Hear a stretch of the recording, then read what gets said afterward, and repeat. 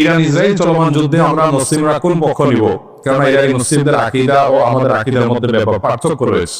দেখুন, একটা কমন নীতি আমাদের প্রত্যেকেরই জানা থাকা দরকার, সেটা হলো একজন মুসলমান তিনি সবসময় মাজলুমের পক্ষ অবলম্বন করবেন। যখন দুটি বিবাদমান পক্ষের মধ্যে একটা মাজলুম আর একটা জালিম হবে, তখন সেই ঘটনায় মুসলমানরা সবসময় জুলুমের বিরুদ্ধে অবস্থান নিবে।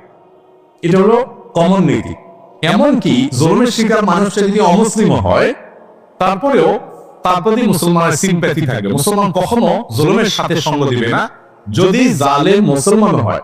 অতএব আপনার সাথে কোন মাজলুমের যদি আকীদাগত মতপার্থক্য থাকেও, সেই মতপার্থক্য আপন জায়গায় থাকবে, সেটাকে আপনি রাখবেন, এবং বিরোধিতার জায়গাটা আপন জায়গায় থাকবে। কিন্তু এত সত্ত্বেও যদি সে জুলুমের শিকার হয়, তাহলে আপনি জুলুমের বিরুদ্ধে অবস্থান নিবেন।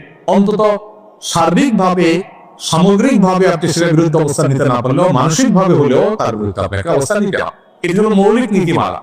মুসলমান কখনো জালেমের পক্ষে যেতে পারে না, মাজলুমের পক্ষ মুসলমান সবসময় নিবে। এক্ষেত্রে সূরা রুমের যে ঘটনা, সেটা আমাদের জন্য একটা বিশেষ নির্দেশনা হতে পারে।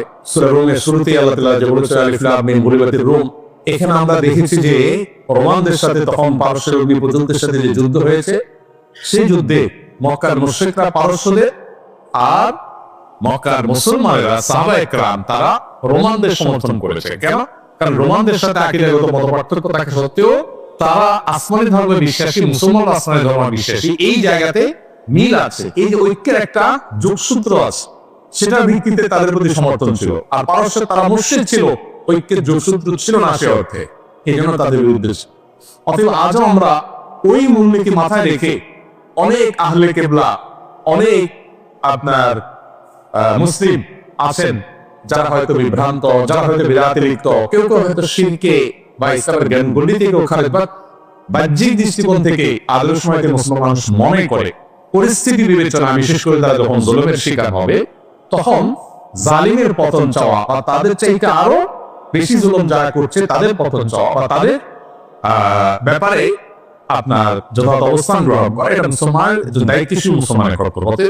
সেই স্ট্যান্ড বা সেই অবস্থানটা আমাদের এক্ষেত্রে হতে পারে।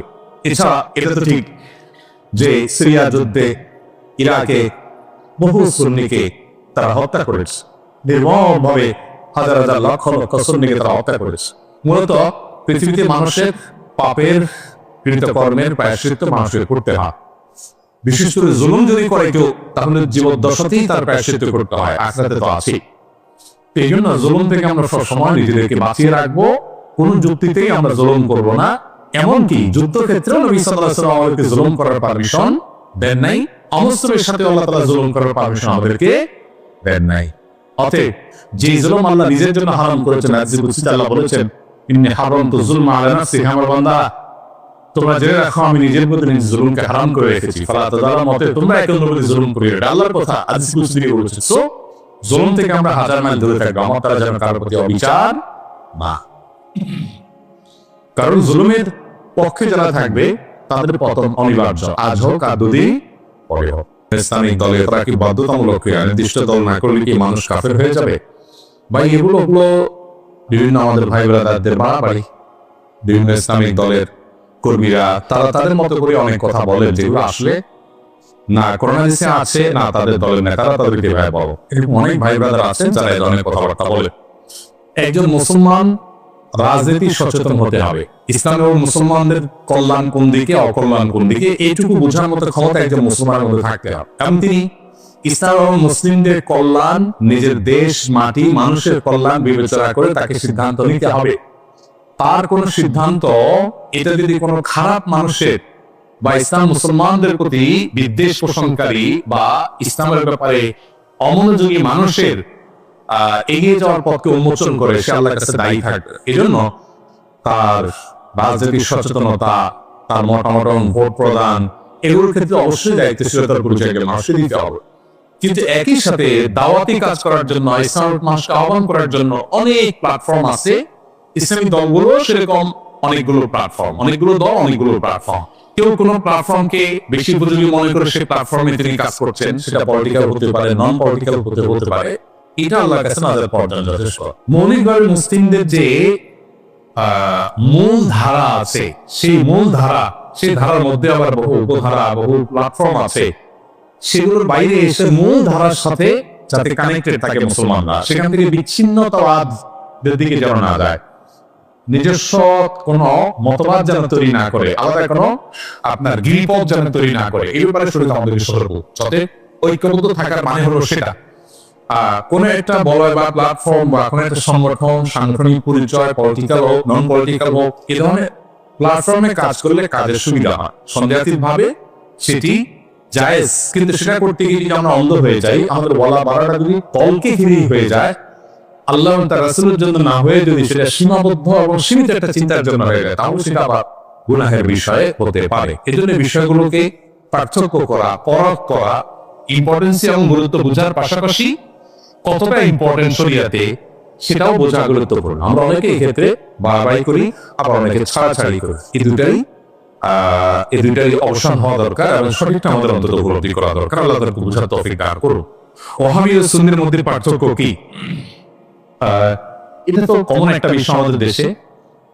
সৌদি আরবের আব্দুল ওয়াহাব নজদীর অনুসারী যারা, বিশেষ করে যারা বেদাত এবং শিরকের ব্যাপারে একটু বেশি কঠোর এবং সচেতন, আমাদের সময় তাদেরকে ওয়াহাবি বলে মানুষ ঠিক। যদিও ওয়াহাবি হওয়াটা কারোর কাছে গৌরবের, আবার কেউ এটাকে গালি হিসেবে দেয়। আবার এর বিপরীতে যারা আহলে সুন্নাত জামাতের অনুসারী বলে দাবি করে নিজেদেরকে, তারা নিজেদেরকে সুন্নি হিসেবে পরিচয় দেয়। তাদের ব্যাপারে আবার ওয়াহাবি পরিচয় বা ওয়াহাবি ট্যাগ যাদেরকে দেওয়া হয়, তাদের দৃষ্টিভঙ্গি হলো এরা বেদাতের ব্যাপারে অনেক বেশি, তারা আপনার শিরক এবং বেদাতে অনেক বেশি। এখানে অবশ্য বেদাতের সংজ্ঞা পরিচয় নিয়ে নানাবিধ মত পার্থক্য আছে। এটা এমন একটা বিষয় যে এগুলো চাইলেই আমরা এই বাউন্ডারি গুলো দূর করে ফেলবো, এই ওয়াল গুলো দূর করে দূরত্বগুলো দূর করে সম্ভব না। তবে হ্যাঁ, কোন মুসলমানের মধ্যেই মৌলিক কিছু বিষয় আছে যেগুলোতে কোনো পার্থক্য বা ভিন্ন থাকার সুযোগ নেই। এর ভিতরে একটা হলো আমরা কিতাবুল্লাহ এবং সুন্নাত রাসূলুল্লাহর অনুসরণ করব, এর মধ্যেই নাজাত, এটাই হলো সেফ এবং নিরাপদ পথ। অতএব আমরা যত বেশি সুন্নাহর কাছাকাছি থাকবো বা সুন্নাহর উপরে থাকবো, তত বেশি আমরা নিরাপদ থাকবো। কিয়ামতের আগে বহুবিধ দল এবং ফিরকা তৈরি হবে। নবী সাল্লাল্লাহু আলাইহি ওয়াসাল্লাম বলেছেন, কুল্লুহুম ফিন-নার ইল্লা মিল্লাতুন ওয়াহিদা। এর মধ্যে একটা ফিরকা নাজাত প্রাপ্ত হবে। তারা কারা? তারা হলো মা আনা আলাইহি ওয়া আসহাবি, নবী সাল্লাল্লাহু আলাইহি ওয়াসাল্লাম তার সাহাবীরা যে পথে ছিলেন। বাস আমরা নবী সাল্লাল্লাহু আলাইহি ওয়াসাল্লাম এই কাজটা এভাবে করেছেন কিনা, করতে বলেছেন কিনা, সেটাকে আমরা আমাদের অবলম্বন হিসেবে গ্রহণ করলে এটাই হবে আমাদের জন্য নিরাপদ ট্যাগ, নাম যাই দেয়া হোক না কেন। অতএব সেটা হলো আমাদের কাছে মুখ্য এবং